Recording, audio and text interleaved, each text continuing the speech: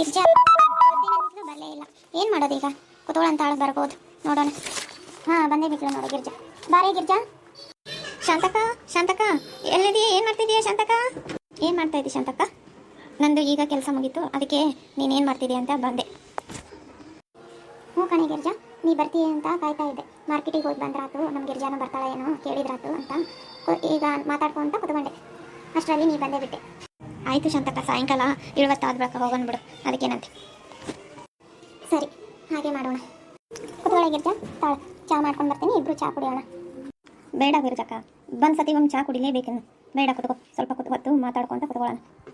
ಸರಿ, ಮತ್ತೆ ಏನಾದರೂ ವಿಶೇಷ? ನಿಮ್ಮ ಸಸಿದೇನಂತೆ? ಏನಾದರೂ ವಿಶೇಷ ಇದೆಯಾ? ಇಲ್ಲ ಶಾಂತಕ್ಕ, ಇನ್ನು ನಮ್ಮದು ಅದೇ ಇದು, ಕೇಳಿದರೆ ಕೇಳಂಗಿಲ್ಲ, ಏನಿಲ್ಲ. ಈಗಿನ ಮಕ್ಕಳು ಏನು ಮಾಡೋದು? ಇಷ್ಟ ಆಯ್ತು ನೋಡು. ಹೌದು ಶಾಂತಕ್ಕ, ಈಗಿನ ಮಕ್ಕಳೇ ಹಾಗೆ, ಏನು ಮಾಡೋಣ? ನಾವೇ ಅನುಸರಿಸ್ಕೊಂಡು ಹೋಗಬೇಕು ಸುಮ್ಮನೆ. ಸರಿ ಶಾಂತಕ್ಕ, ನಾನು ಮನೆಗೆ ಹೋಗ್ತೇನೆ, ತುಂಬ ಹೊತ್ತಾಯಿತು. ಸರಿ ಗಿರ್ಜಾ, ಹೋಗಿ ಬಾ. ಟೀನೂ ಕುಡಿಯಲ್ಲ ಅಂತಿದ್ಯಾ? ಸರಿ ಶಾಂತಕ್ಕ, ಬರ್ತೇನೆ. ಇದೇ ಹೆಣ್ಣು ಮಕ್ಕಳಲ್ಲ ನಿತ್ಯ ಜೀವನ. ಹಾಯ್ ಫ್ರೆಂಡ್ಸ್, ಈ ಮಾತುಕತೆ ನಿಮಗೆ ಇಷ್ಟ ಆದರೆ ಲೈಕ್ ಮಾಡಿ, ಶೇರ್ ಮಾಡಿ, ಕಮೆಂಟ್ ಮಾಡಿ, ಸಬ್ಸ್ಕ್ರೈಬ್ ಮಾಡಿಕೊಳ್ಳಿ.